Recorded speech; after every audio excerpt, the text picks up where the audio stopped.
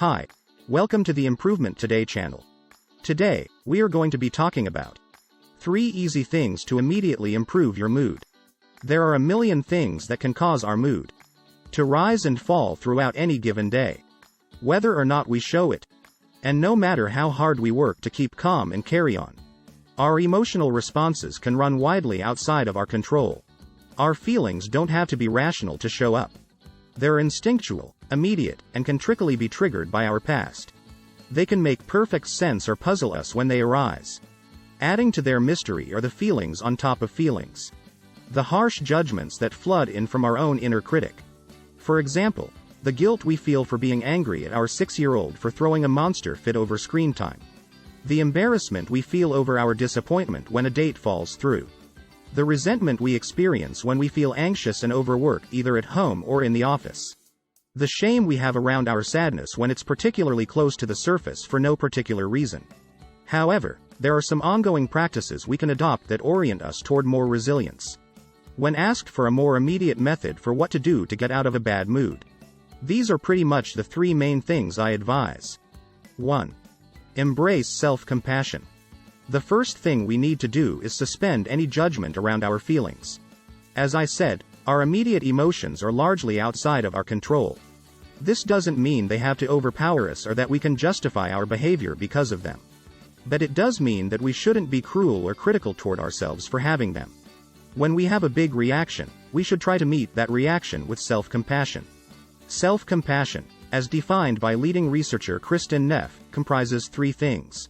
Self-kindness over self-judgment. Mindfulness instead of over-identification with thoughts and feelings. Common humanity over isolation and feeling different and alone.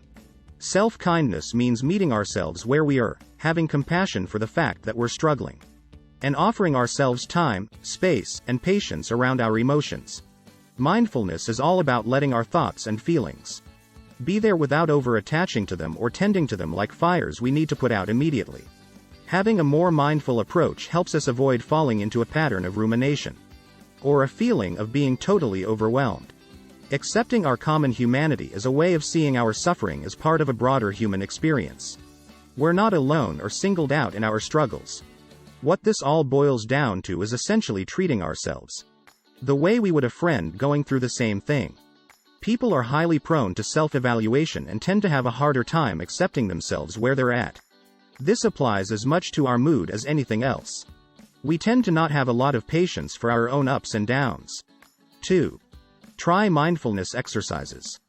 Because self-compassion is more an attitude than an action, it can sometimes seem a little vague or easier said than done. For that reason, I like to dive a little deeper into one of its components. Practicing mindfulness can be a powerful way to not get too attached to each and every fleeting feeling that comes our way. Mindfulness can be practiced through meditation, but it's also something we can connect with in specific moments throughout our day.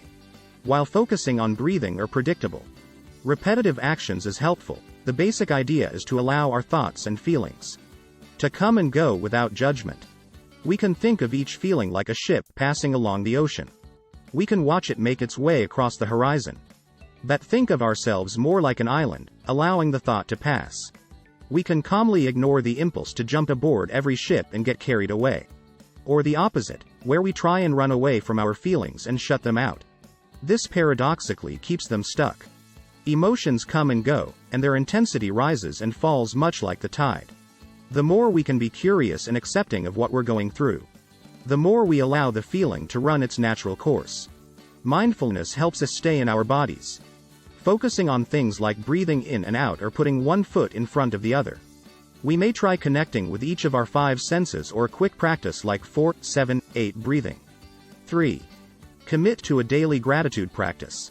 I probably tend to sound like a broken record when I talk about the benefits of gratitude.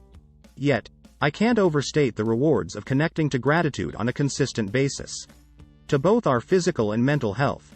Research is continually showing that taking the time to focus on what we're grateful for is a powerful way to feel happier and more fulfilled. And I've seen this data proven firsthand in friends and family, as well as patients, who've tried a daily gratitude practice or simply made adjustments to their mindset to think about what they're thankful for rather than what they resent in a given situation. So, What are some ways we can make being grateful a tangible daily action item on an already long to-do list? My suggestion is to find a method that works for you.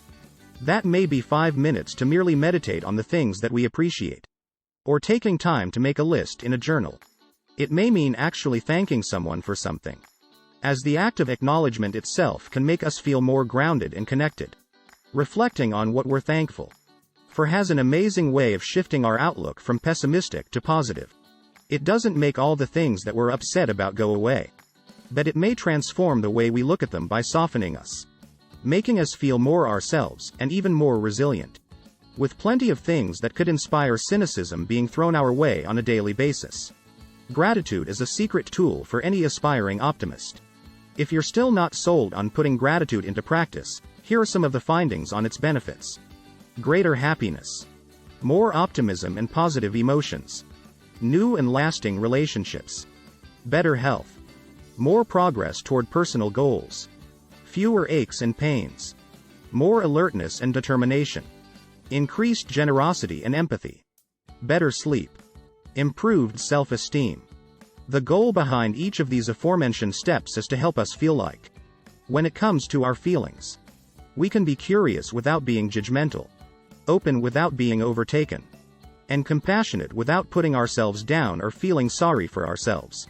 Slowing down just a little bit to remember self-compassion, use mindfulness, and turn to gratitude can honestly change our perspective and improve our mood. And there's simply no downside to trying any of these practices. Thank you for watching. Hope I will see you again soon.